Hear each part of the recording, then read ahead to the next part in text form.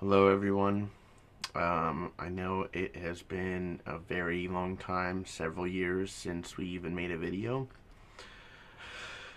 Um, I've been wanting to make more videos recently. Um, been trying to talk my mom into making more videos, but she just always hasn't felt up to it. Um, but today I am going to upload one last time on this channel because I have some news to share with everybody. Unfortunately, my mom has passed away this past Thursday on Thanksgiving. Um, I will try to make this as short as I can. Um, Back in January of this year, of 2025, we both got in a pretty bad car accident. We were driving early in the morning. It was still dark outside. We were driving on a dark two-lane highway, and there was a truck and trailer that was stopped in the middle of the road. And we did not see it because they didn't have any lights on. The guy claimed that he ran out of gas, but for whatever reason, he still didn't have his lights on, and we hit the trailer. So, because he didn't have lights on, we didn't see it until it was too late and we were right up on it. And also at the same time, um, there was an oncoming car in the other lane, so there was no way to go around it. My mom was driving. I was asleep in the passenger seat with the seat reclined, and my mom tried to swerve to go around it. However, the passenger side of the car hit the corner of the trailer and completely spun us around. And when we stopped, we were facing the opposite direction on the opposite side of the road. At the time of impact, we were going 50 miles per hour. However, at the time, we did not know that. I was completely out of it, of course, because I was asleep when it happened. And my mom told the highway patrol officer that she was going about 65 miles per hour, because that's about the average speed for a highway. So it wasn't until later on, when we reviewed the dash cam footage that we had, we could see the reflection of our cell phone that had the GPS on it in the window. And we saw the reflection, and it showed the speed that we were going at the time of the accident. We were going 50. So we were able to get that corrected on the police report. However, of course, the guy that we hit, his insurance denied liability. Our insurance denied liability. They put the blame 50-50 on both of us. I say us, but I mean like my mom, because she was the driver. Um, so, however, we have been trying to deal with attorneys with all of this. Several attorneys have dropped us because they had claimed that my mom was deemed at fault, even with the dash cam footage. So it's been very frustrating because nothing has happened with that all year long, and I've kind of given up hope on it. But I am currently working with some attorneys right now. I'm not going to say what's going on with that because nothing has happened yet, but they have given me a little bit more hope that I might get some kind of compensation. So, however, my injuries weren't really that severe. My legs almost got pinned by the dashboard. The passenger side that I was on had the most damage. Um, um, I will also upload a video of the dashcam footage that will also have pictures of the car, as well as the time that I upload this video too. So you'll be able to see all that. You'll be able to see the damage, the dashcam footage, and yeah. Um, So the passenger side of the car got the worst of it. Of course, the car is totaled. Um, my legs were almost pinned. And then, like, my left hand and wrist was hurting, and my mom's right hand and wrist was hurting. So something in the middle got our hands. I don't know what it was. Um, and then at the time, my mom didn't know it, but she ended up getting broken ribs from it. And then she got a pretty good gash on her leg, on her left leg, which I believe was from the emergency brake pedal that hangs down under there. That's the only thing under the dash that's like metal that hangs low enough that her leg probably hit. So when she got out of the car, she noticed her leg was bleeding. And by the time I got out of the car, I had to crawl from the passenger side to the driver's side because my side was completely destroyed and I couldn't open my door. So I had to crawl over and get out of the driver's side. But by the time I got out, the adrenaline was wearing off a little bit, and my right leg, my shin, was hurting really, really bad. So I, at the time, didn't think anything was wrong. Nothing really was wrong, but since I didn't have health insurance, I denied to be treated by the EMS that arrived on scene. However, they took my mom to the hospital, and I ended up going with her. And they ended up just taking all of our statements, and they took our insurance information and everything. And they just wanted to get the scene quickly cleaned up as quick as possible because both lanes of traffic were stopped. It was only a 2-lane highway. Nobody could get through on either side, so they wanted to get the road cleared as quickly as possible. So we got to the hospital. They checked my mom out. Couldn't find anything wrong with her. They did like scans and everything, and we were there for the better part of the day, like all morning, most of the afternoon, and we finally got released probably at like 3 p.m. or 4 p.m., something like that.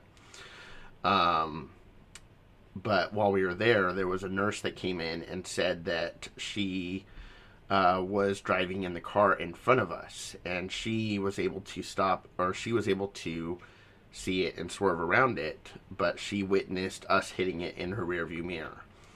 So she is on the police report as a witness, and even CHP put on the police report that the trailer's lights weren't even connected. However, the truck didn't have lights on either. So, like, he just didn't have lights on at all, and his lights weren't connected. So, I don't know what he was doing. I think he had just turned out of his driveway or something, but I don't know why he came out onto that road like he did without gas and no lights on. So, anyway, I still am trying to make this short. We got released from the hospital. We went home. Like a week or two later, my mom kept having severe chest pain. She went to the hospital to get more scans done. They found out that she had broken ribs afterwards. And they said there's nothing we can do about them. They're just going to take like 8 weeks to heal. So they sent her back home. I think she eventually ended up healing around July. Or actually a little bit before July. I want to say maybe June. She started having digestive issues where she could not keep any food down. And so everything she ate or drank kept coming back up. And so she just couldn't keep anything down. And so she kept going to the hospital. I think we went to the hospital probably 2 or 3 times for them to do tests. They couldn't find anything wrong. We went there, the last time we went there 4th of July. And instead of going to family's house, we spent all day in the ER. And they just did test after test after test. Couldn't find anything wrong. And finally we were like, we're tired. We want to go home. And we just finally just ended up leaving there. Before we left, they said that they wanted to run one more test because there was something about her heartbeat or her rhythm that didn't look quite right, and they wanted to do further tests. But she turned it down because we wanted to go home. We had already been there like 6 to 9 hours at that point, just waiting in the ER, like in an actual bed in the ER room. So We went home, and she might have had one or two doctor's appointments in between there, but we went back to the hospital August 20th, and that's when they ran some more tests, and they found out that she has a blockage in her esophagus that is not allowing food to pass through. And at the same time, she also had COVID at that time. So, so they ended up keeping her.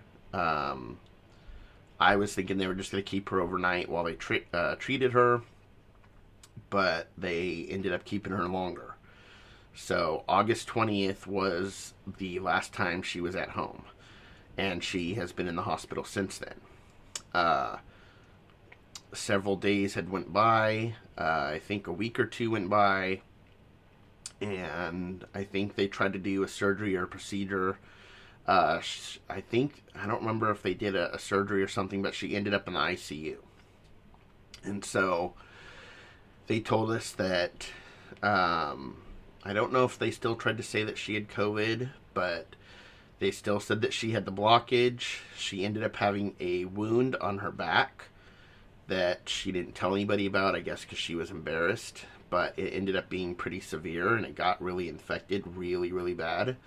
And I guess it was getting really deep too. So that was also hard for them to treat because she's laying on her back in the hospital bed a lot. So they wanted to clean that wound or do some kind of surgery or something to help it better. But her health was not in a good state for her to keep doing surgeries. They couldn't do all these tests and surgeries and procedures that they wanted to do because there was always something wrong. Whether it was they were trying to get nutrition in her, they were trying to get her to eat stuff, but everything kept coming back up. So they had like IV tubes to put like liquid nutrition in it, but it wasn't enough to get her nutrition up for her to get the surgery. So she was still in the hospital all this time trying to recover. They were trying to, while they were waiting for that, they were trying to treat her wound and help her heal with that. But it was very painful for them to do that. She kept saying it hurt really bad. And when it came time for them to do that every day, she kept turning them down, not wanting to do it. But they were warning her and warning us that if she did not do that and not let them clean it, it's just going to get worse and she could end up dying from it. So we had talks with her. We were able to talk her into letting them do it, but they still were having issues with her nutrition and were not able to get her nutrition high enough to get the surgery that she needed. So about a month or a month and a half ago, she ended up in a rehab facility, and I think she was there to try to see if she could get her nutrition high enough to get the surgery that she needed. And I think she was probably there for 2 to 3 weeks before I think they wanted to put a wound vac on her wound, but she said she turned it down and said that it was way too painful for her to have on. So she told them to take it off. And pretty much at that point, they were saying that there was nothing else they could do for her. So they ended up sending her home on hospice. And they said that there is a possibility she could recover, but it's kind of unlikely at this point. So we all kind of had a feeling that we knew that there was a very strong chance that she might not make it through this. And we've all been dealing with that for probably a good month or so, that she wasn't going to make it through this. But we've all been praying and hoping that she would make a recovery and make it through it. In the hospital, they also said that she also was having signs of heart failure and respiratory failure as well. So that was another reason why she was in such bad health, that they didn't think that she'd survive through any surgeries or make it much longer. So she came home to my aunt's house on hospice on November 19th, I believe. And so she was there for about a week and a half, I think. And there was times where it seems like she was doing good.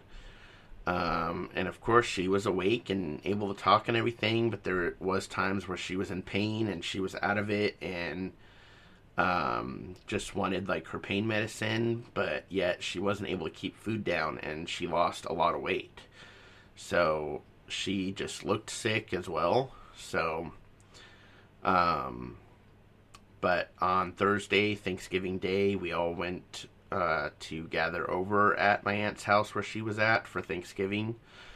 But that, well, it wasn't that morning. It actually ended up being afternoon. But right when I was leaving and heading towards her house, I got the call saying that she had passed away.